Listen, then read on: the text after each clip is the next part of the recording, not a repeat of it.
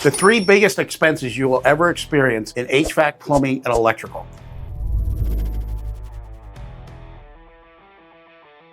For HVAC, it's going to be a full, complete system changeout with complete ductwork changeout. Why? Because obviously you're replacing the entire system and the entire ductwork.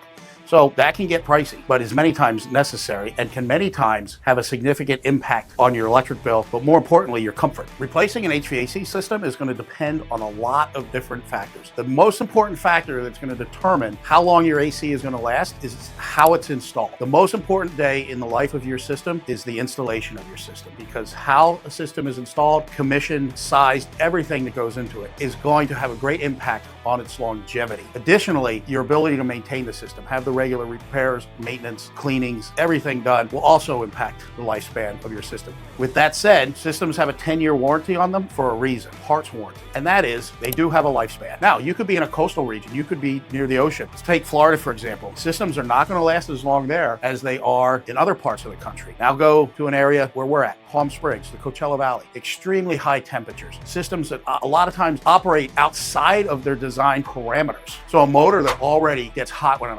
operating in an extremely hot environment, running for longer periods of time, systems aren't going to last as long as they are in other parts of the country. So we always like to say 12 years. Now there's going to be a lot of haters out there, and I love you haters, man, you empower me, that are going to say, oh, I worked on a system that's 18 years old, 20 years old. My system's 35 years old. That's fantastic. That's great. Your system's not as efficient as a system that's 12 years old, 5 years old, or brand new under today's standards. I always like to tell people, my grandmother's 92 years old, but she does not function like she did when she was 18 or 20 years old. Age has an impact on performance. You can't argue science. So like anything, how you take care of it, how much you use it, all different factors. The environment that it's operating in is going to determine the lifespan of the system. One of the biggest expenses you could face in plumbing is going to be a whole home repipe of your existing plumbing or a complete sewer rerun. Now, obviously there's going to be factors that determine how expensive that is. Is it hot and cold repipe? How many bathrooms? How many stories is the home? Sewer, same thing. What's the distance of the sewer line? Do we have, 12 foot to run, or are we 34 feet with elevation changes down to a lower level grade? A lot of factors, but those are typically some of the larger expenses you may encounter. Of course, you may never encounter them either, because not every home needs a repipe. Not every home needs a new sewer line. Why somebody might need to redo their sewer line is several reasons. We get what we call bellies, where the soil under the pipe erodes away and there's a belly, a dip in the line. We can get root intrusion. See, trees, you can have a tree far from a sewer line, but the tree root will find water. And once it finds that water present there, it will penetrate the joints, and that can cause a lot of problems. Now, you can remove the roots, they'll grow back, you remove them again. You can do a section repair where you just dig down and replace that section. There's a lot of different reasons that a sewer line could require replacement. And again, you may want to do just a section repair. It depends on the extent of the damage, of the issues, of the length of the line, so on and so forth. For a repipe, you could have several issues going on. A lot of times what we get leaks in the pipe. The copper is old and it starts to leak, and you get one leak and then you can sometimes get another leak. Sometimes you get slab leaks, and the idea is, look, we can just fix this, do a section repair. We're gonna have to bust concrete, we're gonna have to do this. We could repipe the whole home, give you brand new pipes and many, many more years under a great warranty with new plumbing. With electrical, one of the biggest costs you're gonna look at in a repair is a replacement. It's a whole home rewire, where you have to rewire all of the electrical